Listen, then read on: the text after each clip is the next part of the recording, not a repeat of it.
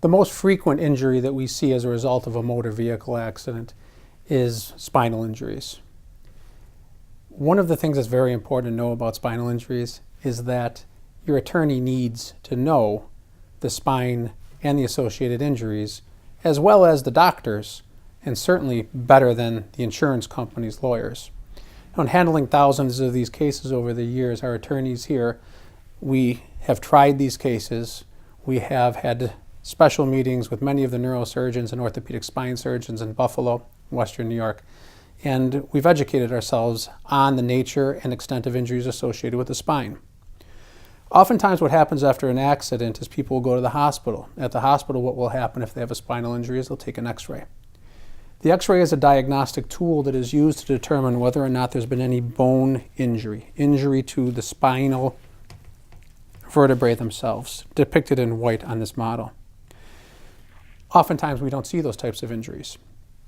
At the hospital, individuals are typically provided with some medication, maybe a painkiller, maybe some muscle relaxants, told to go home, ice it or heat it, and then to call their primary doctors. The problem with the x-ray is that the area in between these vertebrae, which is known as the discs, is not depicted in an x-ray. And those are the areas where we typically see the injuries. The spine is made up of three major component parts. The cervical spine, which is at the top, the thoracic spine, in the middle, which is where your ribs attach, and then lower spine, which is the lumbar spine. And behind here, you will see there is a spinal cord running down the spine until you get to what we call L1, which is the first lumbar vertebrae. And at that point, the spinal cord actually stops and becomes a thing called the cauda equina. It kind of striates out. What we need to do, and what you need to do if you're involved in an accident, and I tell my clients this, forget about the fact that there's a personal injury case. You need to find out what's wrong with you so when you're 20 years from now, you're not walking around like someone who's 40 years older than you are right now. You got to find out what's wrong with you. And you only have a limited amount of time under the system to do so. What we're looking for is to see if there is any damage to this area in here, which is the disc. Now the disc is an interesting part of the body because it is, generally speaking, non-vascular. It doesn't have blood supply to it or very minimal blood supply to it. It's made of two component parts or major component parts. The inside of the disc is called the nucleus pulposus. The outside of the disc is called the annulus. What we're looking for is to see if that nucleus pulposus, which is a jelly-like substance on the inside of the disc, is pushing out of the disc. Now, once it does that, there are certain things that we have to look for, and that determines whether or not that disc is going to cause certain types of injuries or certain types of problems. If we take a look at the side, we would call this a sagittal view in an X-ray or an MRI. You can see here that there are these little fingers sticking out here, and there is a hole that they're going through. That hole is called the foramen. The foramen is just a Latin term for the word window. It's a bony window that allows the nerve to come out of the spinal cord and run through the window. What we need to find out is a couple of things. We need to know if that disc is either bulging or herniating or protruding or extruding, whatever term we want to use. We want to know if that disc is pushing into that window, into that foramen, and shutting the window down. Because if it shuts the window down, we can look at the foramen, we can look at the nerve and the disc.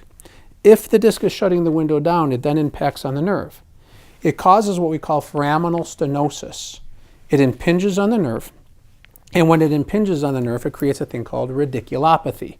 People have heard of sciatic pain. That is a form of radiculopathy at a very specific nerve root, L5S1. But that can happen in any one of these nerve roots. So if you have a C4, C5, or C5, C6 radiculopathy, foraminal compression, parts of the arm will start going numb. And based on what symptom you're having in your hand or in your leg, we can determine which of these nerves is being affected. The other thing that can happen is that it can cause spinal stenosis. Now picture that that disc is pushing backwards as opposed to the side. If it's pushing backwards, it will shorten or narrow the canal that your spinal cord is running in. And it causes not foraminal stenosis, but spinal stenosis. And if that happens, you can get much of the same type of symptomatology, meaning you'll get extremity problems, clumsiness, problems into the legs, problems into, oftentimes, people who have severe problems in terms of what we call myelopathy, will have difficulty with urinating, difficulty with defecating. It can get pretty severe. The chiropractors who are dealing with these types of injuries typically deal with subluxations, which means these vertebrae can pop out of place, and they will try to manipulate them to get them back into place and take the pressure off of those nerve roots. We also see oftentimes doctors, we see physical therapists to try to build up the musculature around the area.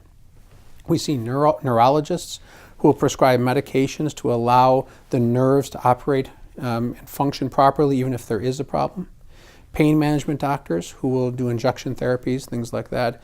And ultimately, if there is a problem that cannot be corrected as a result of conservative treatment, the next thing that people need to go to is see an orthopedic spine surgeon or neurosurgeon. Those orthopedic spine surgeons or neurosurgeons are engaged, obviously, in surgery. And oftentimes what they will do is they will surgically go in and either take part of the disc out or the whole disc out or replace the disc. There's a number of different types of surgeries that are available. We at this law office have handled thousands of these cases.